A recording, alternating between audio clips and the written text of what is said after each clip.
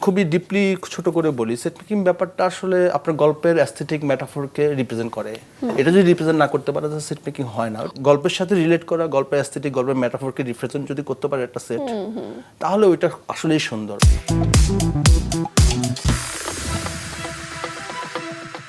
প্রিয় দর্শক, এবারে পর্ব আড্ডাবাজি, সাথে রয়েছি আমি ইন্দ্রাণী নিশি।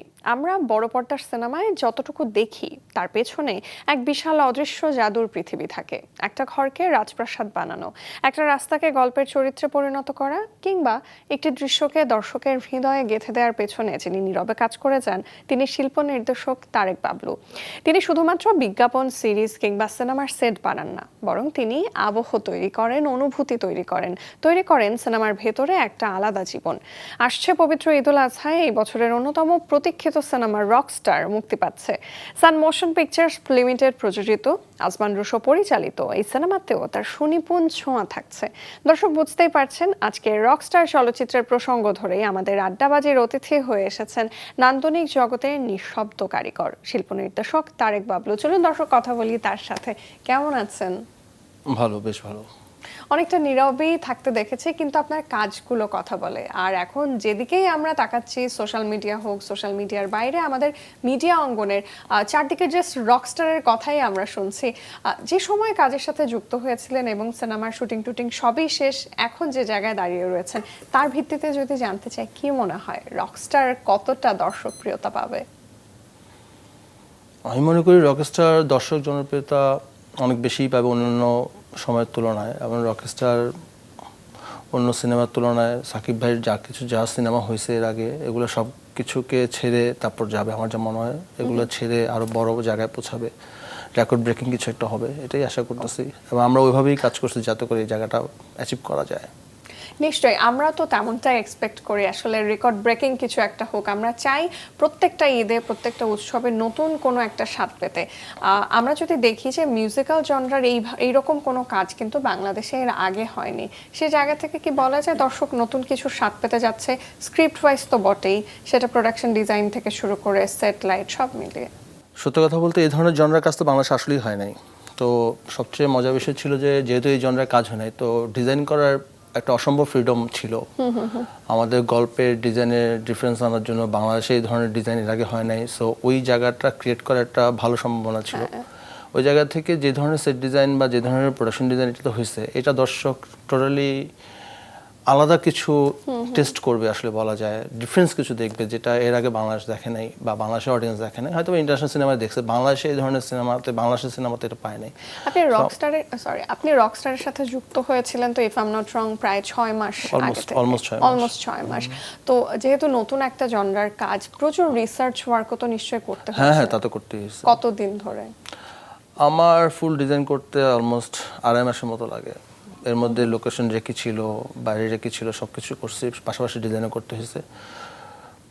অলমোস্ট 2.5 মাস, 2.5 হতে পারে। তো এই ডিজাইনটা করতে গিয়ে কি কোনো ইন্টারন্যাশনাল ফিল্ম বা কোনো রিয়েলিটি শো, মানে যে কোনো বড় কাজের থেকে কি আপনি ইন্সপিরেশন নিয়েছেন? অবশ্যই, যে কোনো ডিজাইন করতে হলে রিসার্চ ওয়ার্কের জন্য ইন্টারন্যাশনাল অনেক ফিল্ম দেখতে হয়, অনেক কিছু দেখতে হয়। আমি এরকম মিউজিক্যাল বেস সিনেমা প্রায় 25-30টার মতো দেখছি। 92টা লিস্ট করছিলাম, সবগুলো দেখে শেষ করতে পারি নাই। তো এগুলো অনেক ইন্সপিরেশন আছে।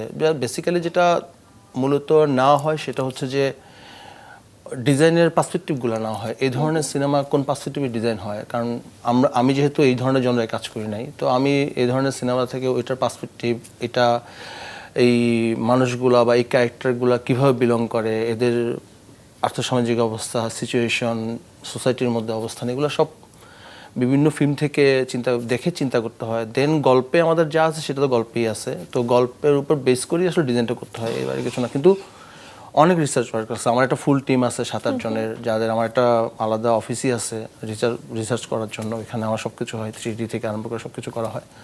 আমার পুরো অ্যাসিস্ট্যান্ট টিম, তারা প্রায় গত 4 মাস ধরে এটার সাথে ইনভলভ। 4 মাস না, অলমোস্ট 6 মাসের মতো আমার মতো ইনভলভ। আমি একটু বেশি ইনভলভ বিকজ হচ্ছে আমার বিভিন্ন সময় গল্প নিয়ে কাজ করতে হয়েছে, রুশোর সাথে বসতে হয়েছে, আমাদের টিমের সাথে বসতে হয়েছে, এইসব কারণে। তো যেটা হয় যে লম্বা একটা টাইম আমরা আসলে এরকমও হয়েছে যে আমি একই দিনে 4টা সিনেমা দেখছি, কখনো আমার টিমকে 4টা সিনেমা দিয়েছে, ওরা 4জন 4টা সিনেমা দেখে ওখান থেকে করতেছে, বিভিন্ন রকম R&D করে জিনিসটা করা। কিন্তু আমরা একটা জায়গা থেকে বলবো যে আমি আসলে ডিজাইনের ইন্সপিরেশন নিছি, নট অনলি যে আমি ওই ডিজাইনটা নিয়ে নিছি এটা করে ফেলছি এরকম না। সো রকস্টার করার জন্য এই ধরনের জনরা, মিউজিক্যাল জনরা, এই ধরনের ফিল্ম, আর আমরা যে ধরনের রকস্টার দেখাতে চাই সেটা যেই ধরনের গল্পের ডিমান্ড আমাদের সেট ডিজাইনে লাগবে আমরা সেটাই করার চেষ্টা করছি, আশা করি ওটাই করছি, দেখা যাক আর বাকিটা। যখন আপনার কাছে রকস্টারের সাথে যুক্ত হওয়ার অফারটা আসে পিনফিল কিংবা আজমান রুশোর তরফ থেকে, প্রথমে স্ক্রিপ্টটা পুরোটা পড়ার পরে বা প্লটটা জানার পরে আপনার মাথায় কোন ধরনের ভিজুয়ালটা কাজ করছিল, কিভাবে দেখছিলেন ওই সিনেমাটাকে সেই সময়? বেসিক্যালি খুব মজার বিষয় হচ্ছে, আমি যখন সোলজার করতেছিলাম তখন আমার কাছে ফার্স্ট কল আসে আচ্ছা। রকস্টারের জন্য। রুশো আমাকে কল দেয়, তো বলতেছে ভাই এরকম একটা সিনেমার কথা হচ্ছে, আমি তো মনে হয় করবো। আমরা চল করে ফেলি, দেরি নেই। তারপর রুশো একদিন আমাকে ডাকে, আমি ওর সাথে বসি। অবশ্যই স্ক্রিপ্ট তো পারলি হয় না এখনো, আমরা একটা বেসিক গল্পের থট তৈরি করেছি, ওইটাকে আমি বলি তুমি শুনো। আমি বলছি ঠিক আছে শোনা। তো পুরোটা শুনলাম, আমাকে প্রায় হাফ অ্যান আওয়ার বা 40 মিনিটের মতো পুরোটা বললো আমাকে বলতেছে কেমন লাগছে। আমি বলছি ভালো, চল করে ফেলি। এটা হচ্ছে আমার ফার্স্ট কল ছিল। আচ্ছা। তো বলার পর বললো যে তুমি কনফিডেন্ট? আমি বলছি আমি কনফিডেন্ট, তুইও কনফিডেন্ট, আমি তোর কথা থেকে বুঝতেছি। সো তুই যদি কনফিডেন্ট, আমি করতে, আমার তো প্রবলেমই নেই, আমি তো করবোই আলটিমেটলি, যেহেতু তুই আমাকে চয়েস করছিস। তো এটাই বলতেছিলাম। তো যখন আমি রকস্টার সিনেমার গল্পটা প্রপারলি শুনি, তখন থেকে আমার মাথায় ছিল যে আমি কিভাবে আসলে অন্য 8-10টা সিনেমা থেকে খুব ডিফারেন্ট হইতে এটাকে ডিজাইন করব, এটা অ্যাজ ইফ ওই জনরাটাকে ক্যারি করতে পারবো ডিজাইনের মধ্যে।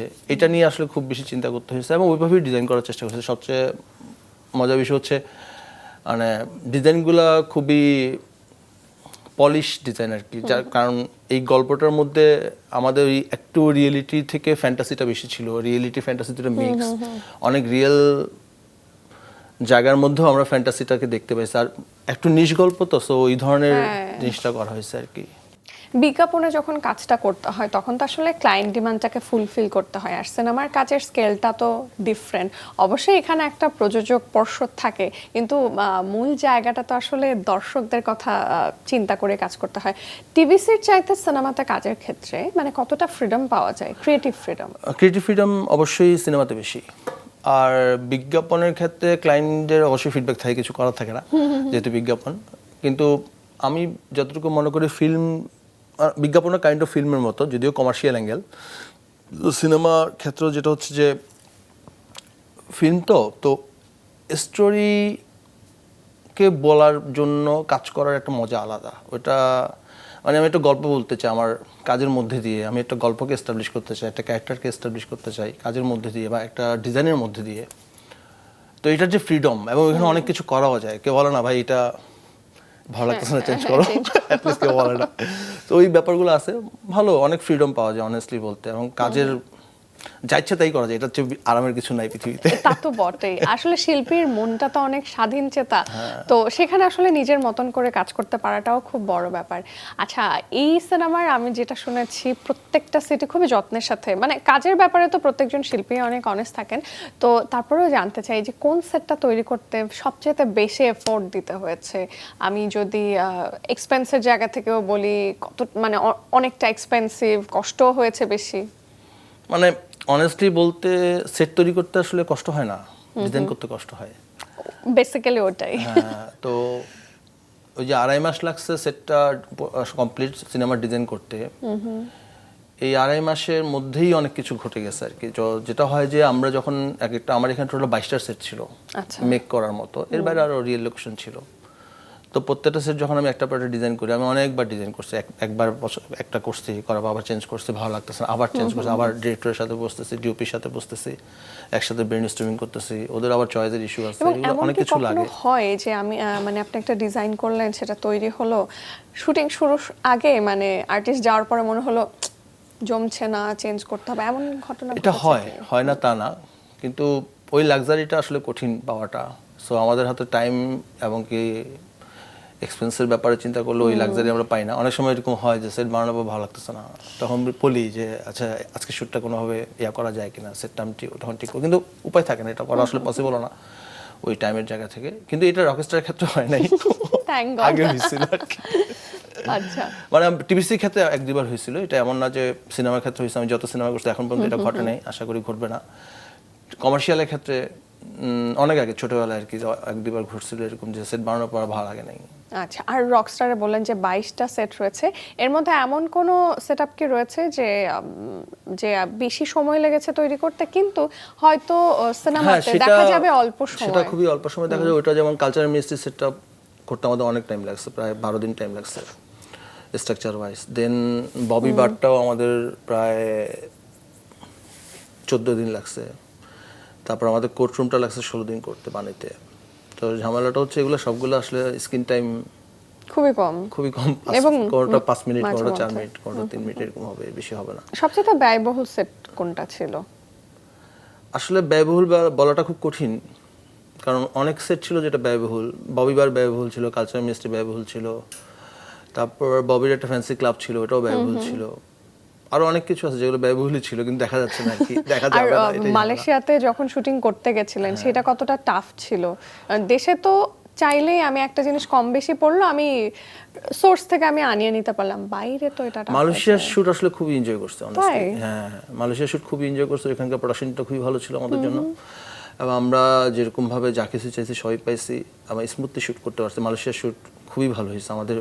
শুরুর দিকে শুট ছিল এখানে, এবং সুন্দরভাবে শুট করে আসছি, এবং খুবই হ্যাপিলি অনেস্টলি বলতে মানে এনজয় করছি ওই সময়টা সবচেয়ে বেশি শুটিং এর। এবং ওইটার স্পিরিটের কারণে আমাদের বাংলাদেশের শুটটা অনেক স্মুথ হয়েছে এবং ঠিকঠাক হয়েছে। That's great. বাংলাদেশে আমরা আসলে কোনোদিন ফেল করি না আর কি, পুরো শুটিং এর প্রত্যেকটা দিনে আমরা সাকসেসফুলি ডান করে আসছি আমাদের শুট সবকিছু। তো ওই জায়গা থেকে বলবো ভালোই হয়েছে। মালয়েশিয়ার পার্টটা অনেক ভালো হয়েছে, বাংলাদেশের পার্টটা আরো বেশি ভালো হয়েছে। বাহ, খুবই ভালো। আর শেষ ভালো যার সব ভালো তার, আর খুব বেশি দিন বাকি নেই আসলে, hardly maybe two weeks, maybe 2 weeks, তারপরে আমরা দেখতে পাবো। স্যার, আমরা তো নেপথ্যের গল্পগুলো শুনছি, আর একটু শুনতে চাই যে আমরা দেখছি যে শাকিব খানের যত শুনেছি 3টা ফেজ রয়েছে জীবনে, 3টা ধাপ, 3টা লুক রয়েছে।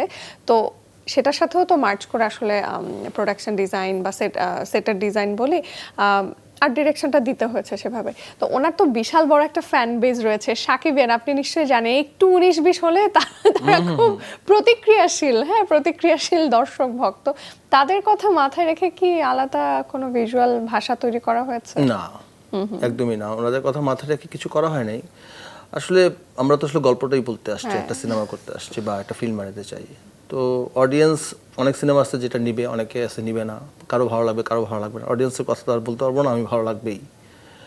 তো সিনেমা বানানোর জন্য যেটা লাগবে সেটা করার চেষ্টা করছে, সিনেমাটা ভালো করার জন্য যেটা লাগবে ওটা করার চেষ্টা করছে। কিন্তু অডিয়েন্সের ব্যাপারটা হচ্ছে, অডিয়েন্স, আমি যখন অনেস্টলি একটা জিনিস ভালো করব তখন অডিয়েন্স এটা ভালোভাবেই নেবে। আমি চাই ভালো হোক, ব্যাপারটা এরকম। পরিচালক আজমান রুশুর সাথে বিজ্ঞাপন চিত্রে তো কাজ হয়েছে, নিশ্চয়ই অনেক কাজ হয়েছে। সিনেমায় কাজ করতে এসে কোনো মানে ক্রিয়েটিভ জায়গা নিয়ে কোনো জায়গায় দ্বিমত পোষণ করতে হয়েছে কিনা? এটা তো বোধহয় খুবই স্বাভাবিক। না, দ্বিমত পোষণ বলতে ওর অনেক চয়েসের কথা বলছে, অনেক কিছু বলছে, ওর এটা ভালো লাগতেছে, এটা ভালো লাগতেছে না। আর্গিউ হয়েছে কি কিছু নিয়ে? আর্গিউ হয়েছে দুজনের মধ্যে? না, আর্গিউ তো হবেই, এটা কেন হবে না? আমি তো ডিজাইনার, সো আমার সাথে যে কারো আর্গিউ হবে। বেসিক্যালি আমি যখন ফার্স্ট ডিজাইনটা করি তখন রুশোর সাথে যখন বসি, রুশো 50% ডিজাইন এগ্রি করছে, বাকি 50% এগ্রি করে নাই। ও আমার ভালো লাগে নাই, আমার এরকম চাই না, ওরকম চাই, এরকম বিভিন্ন কিছু বলছে। আমি বলছি আমার এটা ভালো লাগছে, আমি এরকমই চাই। বলছে গল্পটা আমি এরকম দেখতেছি, আমি বলছি গল্পটা আমি এরকম দেখতেছি। তো এরকম বিভিন্ন ফাইট হয়েছে। ফাইট হইতে হইতে জিনিসটা যখন আমরা সবাই মিলে একসাথে আবার গ্রুমিং করা শুরু করছে একসাথে, আমরা যখন ডিজাইনগুলো আমি প্রতি সপ্তাহে একবার করে ডিজাইন নিয়ে বসি ওর সাথে, আমাদের ডিওপি মামুনের সাথে। তো আমরা তিনজন মিলে যখন বসি, আমাদের ফার্স্ট স্টুডিও থাকে আয়ুষ, তো আমরা যখন বসি তখন এরকম বিভিন্ন জিনিস নিয়ে আমরা কথা বলি, যে আমি এরকম চাচ্ছি, ও এরকম চাচ্ছে, ওর এই ধরনের কালার ইস্যু আছে, আমার আবার এই ধরনের কালার ইস্যু আছে। যখন সবকিছু এক করে যখন আমরা কমপ্লিটলি একটা ডিজাইনে আসি আর কি, তো এগুলা করতে গেলে আর্গিউ তো হবে, আর্গিউ ছাড়া সম্ভব না সিনেমা করা। না না না। অনেকেই বলেন যে একটা কাজ যখন আমরা দেখি দর্শক হিসেবে, তখন যদি বোঝা না যায় যে এখানে শিল্প নির্দেশকের বিশাল বড় ভূমিকা, সেটাই নাকি সত্যিকারের শিল্প নির্দেশনা। আপনি কি বিশ্বাস করেন নাকি? অবশ্যই আমি বিশ্বাস করি। সিনেমার ব্যাপারে খুবই ছোট ভাষায় যদি বলি, সেটা হচ্ছে সিনেমার গল্পে আর্ট ডিরেকশন বা প্রোডাকশন ডিজাইন যেটাই বলেন, ওটা করা হয় সিনেমাটাকে রিপ্রেজেন্ট করার জন্য। এখন সিনেমা না দেখে যদি কেউ ডিজাইন দেখে তাহলে তো লাভ হবে না। লাভ হবে না। তো দেখতে হবে আসলে সিনেমা, যে ডিজাইন দেখে মানুষ ডিজাইন না দেখে মানুষ গল্প দেখবে যে সিনেমা, সেই সিনেমার ডিজাইন আসলেই ভালো। আমি কাকে যেন বলতে শুনেছিলাম, একটা সিনেমা রিলিজের পরে কেউ যদি বলে, জিজ্ঞেস করলো সিনেমাটা কেমন, কেউ বললো হ্যাঁ হ্যাঁ সেটটা অনেক সুন্দর, কস্টিউমটা ভালো, তার মানে কি ওই সিনেমাটা মেবি গল্পটা হয় না আসলে, তখন গল্পটা নিয়ে অনেক কোশ্চেন তৈরি হয়। মানে কোশ্চেন গল্পটার চাইতে বেশি তৈরি হয় যেটা হচ্ছে ডিজাইনটা গল্পকে সার্ভ করা নাই, এটা সবচেয়ে বড় প্রবলেম। আমরা যখন কোনো ডিজাইন গল্পকে সার্ভ না করি তখন গল্প গল্পের মতো থাকবে, ডিজাইন ডিজাইনের মতো থাকবে, তখন দুইটা আলাদা হয়ে থাকবে। এই আলাদা হওয়াটাই খুবই মানে বিরক্তিকর। চ্যালেঞ্জটা হচ্ছে দুইটাকে মার্চ করা এবং গল্পের সাথে দুইটা মার্চ করতে পারলে তখন খুবই ভালো লাগবে, তখন দেখেও আরাম, তখন মনে হয় না ও আসলে গল্পটাই তখন দেখবে, আর কিছু দেখবে না। সেটা কি হয়েছে কি না হয়েছে এটা কিছু যায় আসে না।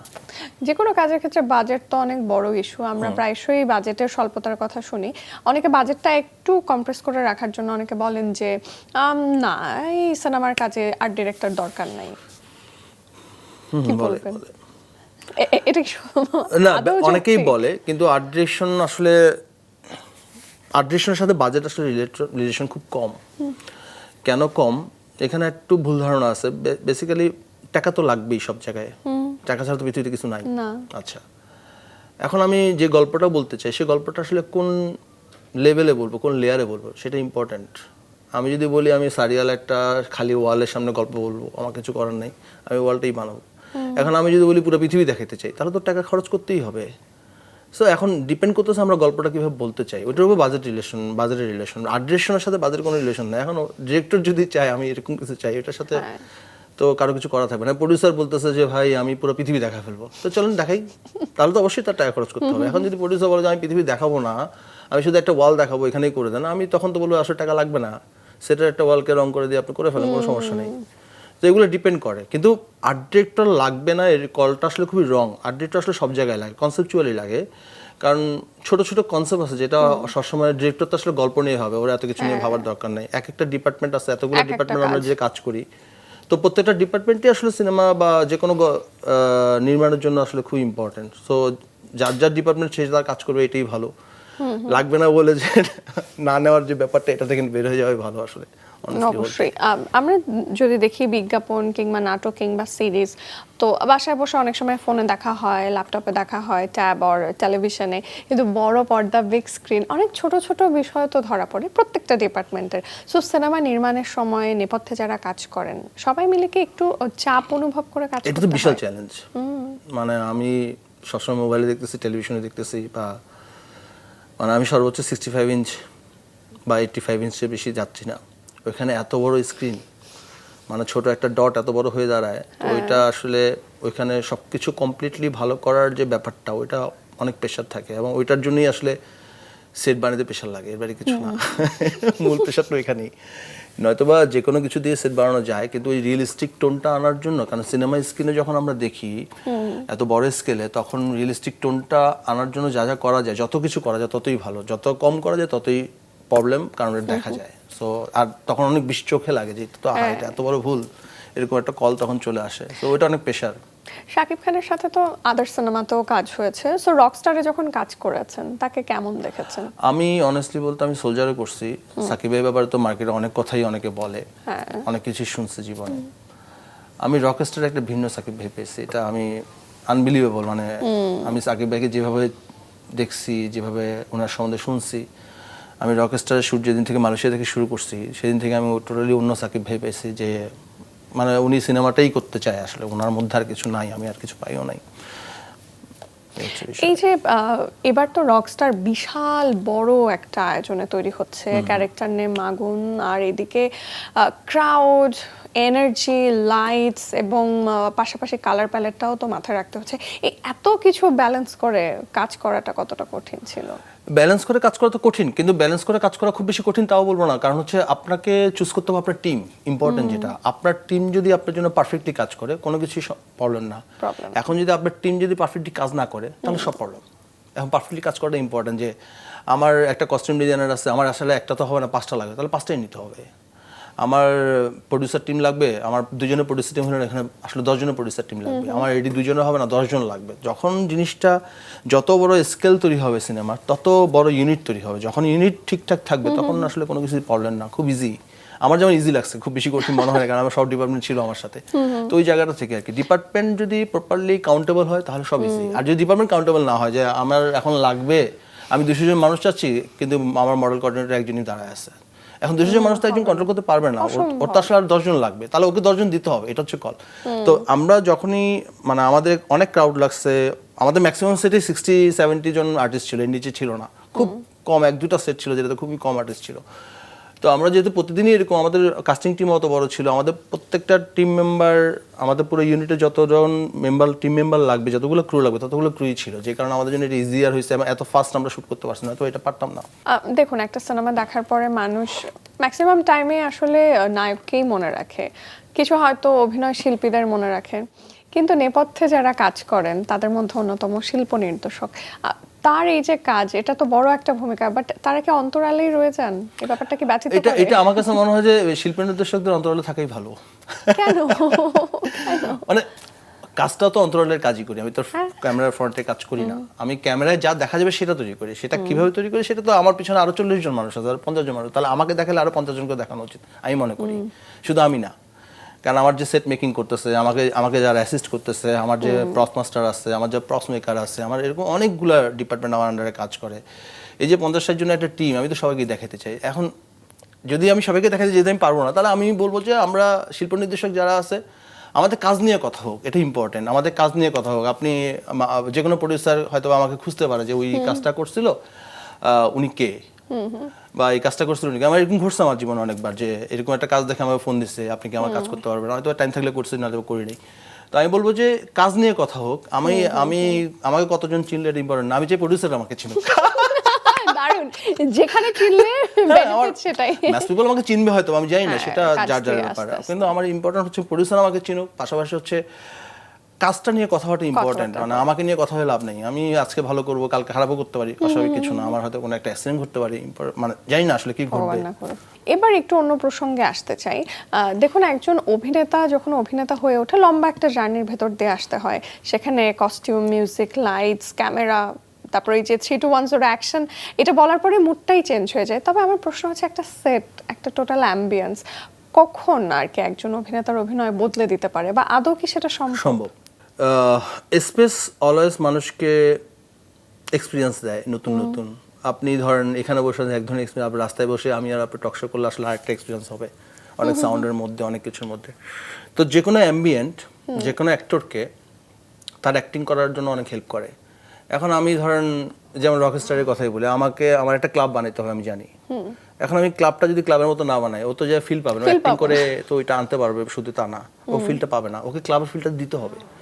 যখন ও ক্লাবের ফিলটা নিবে বা পাবে, তখন ও ফিলটাও পাবে, তখন ও অ্যাক্টিংটাও ওই জায়গায় করতে পারবে। ওরা এমন হইতে পারে ওর অ্যাক্টিং এর জন্য একটা বড় সাপোর্ট হয়ে দাঁড়াবে। এই এক্সপেরিয়েন্সটা একটু আপনার কাছ থেকে শুনবো। নিশ্চয়ই রিয়েল লাইফ অনেকগুলো এক্সপেরিয়েন্স আছে, ওর মধ্যে থেকে একটা। এটা ভাইব দেখলে বোঝা যায়। সেটে ঢোকার পর মানে অনেক সময় হয় কি, সেটে ঢোকার পর এক ধরনের ভাইব থাকে, মানে সেটটা এনজয় করতেছেন এরকম একটা ব্যাপার থাকে, যে কোনো আর্টিস্টের এটা থাকে। অনেক সময় আমি গত 18 বছর ধরে কাজ করতেছি এই ইন্ডাস্ট্রিতে, তো আমি গত 18 বছর ধরে এরকম অনেক ধরনের ভাইব পাই। সেটে ঢোকার পর খুবই মনমরা হয়ে থাকে, তার ভালো লাগতেছে না, এটা অ্যাডজাস্ট করতে পারতেছে না ওর সাথে, যে ও যে ক্যারেক্টার প্লে করতেছে, এই ক্যারেক্টার প্লের জন্য স্পেসটা হয়তো ঠিক নেই। আবার অনেক সময় যেটা হয় যে ও যে ক্যারেক্টার প্লে করবে ওইটার সাথে এই সেটটা খুবই ঠিকঠাক মার্চ করছে, ও তখন খুব এনজয় করে। আবার অনেক সময় যে ওর যেটা প্লে করতে তার চেয়ে অনেক বেশি হয়ে গেছে, তখনও ঝামেলা হয়। তো যেটা হয় কি, মানে গল্প আসলে মূল জিনিসটা তো গল্পে, ও তো গল্পের জন্য অ্যাক্টিং করবে, আমারও গল্পের জন্য কাজ করতে হয়। তো গল্পের সাথে প্রপারলি যদি রিলেট করা যায় সেটকে, তাহলে ও রিলেশনটা পেয়ে যাবে, এটা হচ্ছে মেইন কল। সো আমরা ওই রিলেশনটা বিল্ড আপ করতে আমার মনে হয় পারছি প্রপারলি। এবং কি আমি তো সবার এক্সপ্রেশন দেখছি বসে বসে, আমি তো সেট বানানোর বছর এক কোনো বসে থাকি, বসে বসে এক্সপ্রেশন দেখি, কে কি ভাবতেছে, কে কি দেখে, ওগুলোই দেখি বানানোর পরে। তো দেখছি সবাই গুড ভাইবে ছিল, সবাই ভালোই করছে। এমনকি সাকিব ভাইও অনেক খুশি ছিল সেট নিয়ে, সবকিছু মিলে। আমাদের রুশো প্রতিটা সেট এসে সামনে আরো বানাতে হবে, ও এসে এরকম বলে। তো আমাদের মামুনও এসে এবার তাকা থাকে, ঠিক আছে ঠিক আছে চলো ভাই শুট করো, সারাক্ষণ সেটা আসলে বলে চলো চলো শুট করে ফেলি। তো এরকমই ঘটছে, ভালো। আমার কাছে মনে হয় যে সেট মেকিং ব্যাপারটা খুবই ডিপলি ছোট করে বলি, সেট মেকিং ব্যাপারটা আসলে আপনার গল্পের অ্যাস্থেটিক মেটাফরকে রিপ্রেজেন্ট করে। এটা যদি রিপ্রেজেন্ট না করতে পারে তাহলে সেট মেকিং হয় না। ওটা হয়তো খুবই ভালো সেট বানাতেই পারে অনেকেই, অনেক সুন্দর সুন্দর সেট বানায় অনেকেই, অনেকে মানে আমরা সবাই অনেক সুন্দর সুন্দর সেট বানাই। আমারও এরকম হয়েছে যে গল্পের সাথে রিলেট করতেছে না সেট, এরকম ঘটনা আমার জীবনেও ঘটছে, সবার জীবনেই ঘটে, সমস্ত আর্ট ডিরেক্টরের জীবনে ঘটবে এটা। কিন্তু আমি বলবো গল্পের সাথে রিলেট করা, গল্পের অ্যাস্থেটিক, গল্পের মেটাফরকে রিপ্রেজেন্ট যদি করতে পারে একটা সেট, তাহলে ওইটা আসলেই সুন্দর। ওটা ইম্পর্টেন্ট না ওটা কত সুন্দর হয়েছে, কিন্তু গল্পটাকে বলতে পারছে, ইম্পর্টেন্ট হচ্ছে এটা। অবশ্যই। আচ্ছা, আমরা রিসেন্টলি দেখেছি ফেসবুকে একজন কমেন্ট করেছেন ওয়ান ম্যান আর্মি, মানে আপনাকে ওয়ান ম্যান আর্মি বলেছেন। তো এই যে একাই অনেক বড় একটা জিনিস সামাল দেওয়ার যে ঝক্কিটা, এটা কি আশীর্বাদ নাকি একটু চাপ? না, আশীর্বাদ তো অবশ্যই, কাজ তো আশীর্বাদই, চাপটাও আছে। ওয়ান ম্যান আর্মি বলার কারণ কি আমি জানি না, কিন্তু অনেস্টলি বলতে মানে পুরো চিন্তাটা তো শুরুতে একজনই করে, আমারই করতে হয়, বা যে মেন প্রেশারটা নেয় তারই করতে হয়, তারপর বাকি হ্যান্ডসরা কাজ করে। তো ওই জায়গা থেকে বলতে পারি শুরু থেকে শেষ পর্যন্ত পুরোটার সাথে আমি সবচেয়ে বেশি আমার রিলেশনটা সবচেয়ে বেশি থাকে, আমি সবচেয়ে বেশি রিলেট করি, আমি সবচেয়ে বেশি চাওয়া পাওয়া আমার বেশি থাকে, আমার এটা লাগবে ওইটা লাগবে, এই করো সেই করো, সব সারাক্ষণ এই যে বললাম না আমার 100 জনের একটা টিমও থাকে যাদেরকে আমি বলতে থাকি, ব্রিফ দিতে থাকি বিভিন্নভাবে। তো ওই জায়গা থেকে ওয়ান ম্যান আর্মি বলতে পারেন, কিন্তু এটা একটা টিম ওয়ার্ক, এটা কখনো সিঙ্গেল হ্যান্ডে হবে না। আমাকে যদি বলা হয় শুধু ডিজাইন করো তাহলে ওকে, এখন আমি বানাতে বলতে আমি পারবো না আসলে, ওটার জন্য আলাদা লোক লাগবে। তো টিম ওয়ার্ক খুব ইম্পর্টেন্ট, এবং টিমের প্রত্যেকটা মানুষের সাথে আমার সিঙ্ক হওয়াটা খুব ইম্পর্টেন্ট, আর সবাই আমাকে বুঝতে পারাটা খুব ইম্পর্টেন্ট। যদি আমাকে না বুঝতে পারে তাহলে সে আমার জিনিসটা দিতে পারবে না। তো ওই জায়গা থেকে যেটা হয় যে মানে ওয়ান ম্যান আর্মি কখনো বলা উচিত না আর কি, সবাই মিলিয়ে কাজ করি। আপনি বলছিলেন না যে অন্তরালের মানুষ অন্তরালে থাকলেই ভালো, কিন্তু দেখুন মানে আপনার ফেসবুক কমেন্ট খুঁজে আমরা খুব ইন্টারেস্টিং আরো কিছু কমেন্ট পেয়েছি যারা কিন্তু ঠিকই আপনাকে চিনে নিয়েছেন খুঁজে। খুঁজুক, আমি চাই এভাবেই খুঁজুক। একজন বলেছেন যে হচ্ছে তারেক বাবুলের যদি প্রশংসা করতে যাই এবং আমি সেটা যদি লিখতে চাই আমার হাত ব্যথা হয়ে যাবে। কেউ আবার অকপটে বলেছেন যে Tarek Babul is the best. এই যে কমেন্টস, এই যে অ্যাপ্রিসিয়েশন, কি বলবেন? ভালো লাগে, খুবই ভালো লাগে, এর বাইরে কিছু বলার নেই। এটা একটা অন্য ইমোশন কাজ করে, অন্যরকম মানে ব্যাপার হচ্ছে অ্যাপ্রিসিয়েশনটা তো আসলে খুবই কম ইন্ডাস্ট্রিতে আমাদের, কারণ আমরা অনেকেই অনেককে চিনি না, জানি না। তো এই অ্যাপ্রিসিয়েশনের জায়গা থেকে হঠাৎ করে ভালো একটা অ্যাপ্রিসিয়েশন আসলে তখন অনেক ভালো লাগে। কারণ আমাদের কাজটা ওই যে বললেন না, আমরা বিহাইন্ড দ্য ক্যামেরায় কাজ করি, সেট মেকিং এমনও হয় সেট মেকিং করার পর আরেকটা সেট মেকিং করতে চলে গেছে, আমাকে হয়তো কেউ চিনেই না, জানেও না যেটা কে বানাইছে। এরকম ঘটনা আমার যেমন অনেক ঘটছে। এটা শেষ সাথে সাথে আরেকটা সেট মেকিং করতে হবে, কারণ পরের সেটটা রান করাতে হবে, শ্যুট রান করাতে হবে, এগুলোর জন্য চলে যেতে হয়। ম্যাক্সিমাম টাইম যেটা হয় সেটা থাকা হয় না, স্ট্যাম্পে আর্ট ডিরেক্টর যে সে থাকে।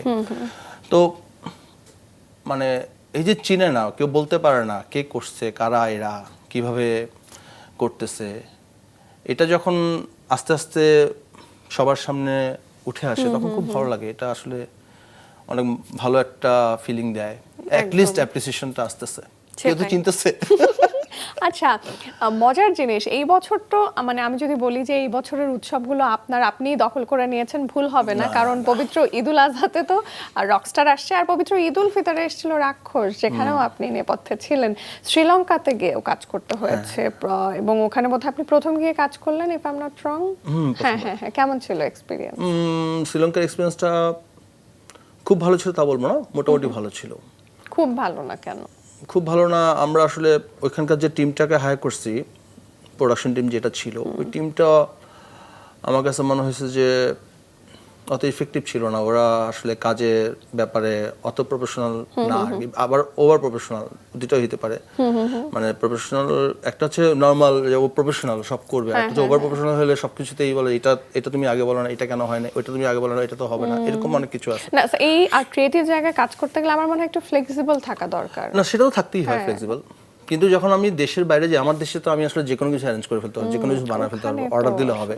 কিন্তু ওইখানে তো আসলে ওইটা আমার দেশ না, আমার ওইখানে কারো না কারো সাপোর্ট নিতে হবে। এখন ও যদি কমফোর্টেবলি আমার সাথে সাপোর্ট না দেয় তাহলে তো এটা প্রবলেম হবেই।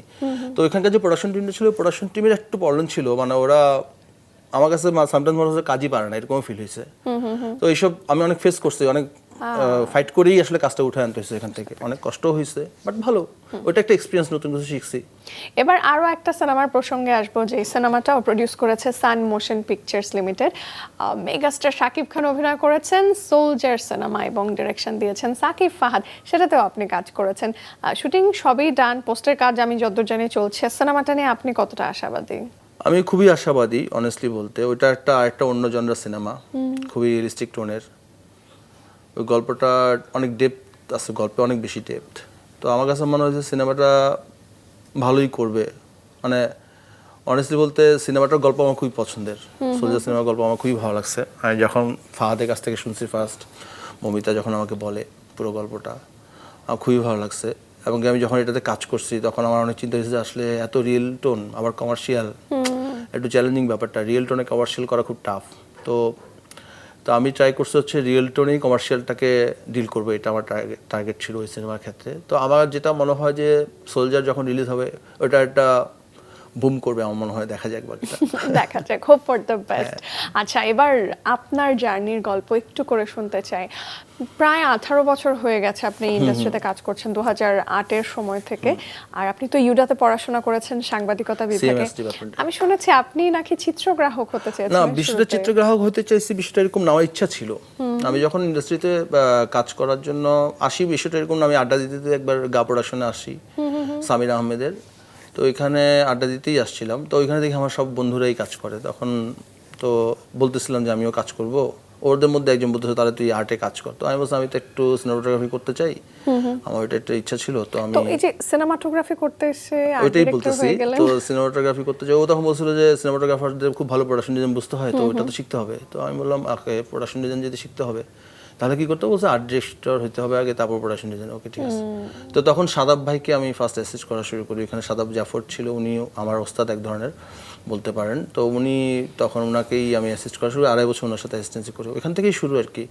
তো মনে হয় তারপর একটা পর্যায়ে মনে হয় যে না আমি এটাই করবো, এটা আগে ঠিকঠাক করে, এটাই তো ঠিকঠাক হয় না, অনেক টাফ। এবং আপনার কাজের আরেকটা মানে চমৎকার জায়গা আমি বলবো কোক স্টুডিও বাংলার সিজনগুলো। আমি 2টা সিজন করছি, 2 আর 3। আচ্ছা, পুরোটাই? না, পুরোটা না, পুরোটা। 3টা কোন কোন 3টা করে গানগুলো গান করছি করেছেন? আমি। সিজন 2 তে করছিলাম হচ্ছে সুনিধি আর অর্ণব ভাইয়ের যে গানটা, আচ্ছা, ওকে, এ মনে হয়েছে। সন্ধ্যা তারা। তারপর হচ্ছে সন্ধ্যা তারা, যেটা ওইটাই। আর হচ্ছে অর্ণব ভাইয়ের আরেকটা গান ছিল যেটা হচ্ছে ধর দিলারাম, ওটা আমার করা। তারপর বাপ্পা ভাইয়ের একটা কাজ ছিল, বাপ্পা মজুমদারের আনন্দধারা, ওটা আমার করা ছিল। সিজন 3 তে বাজি আমার গান ছিল।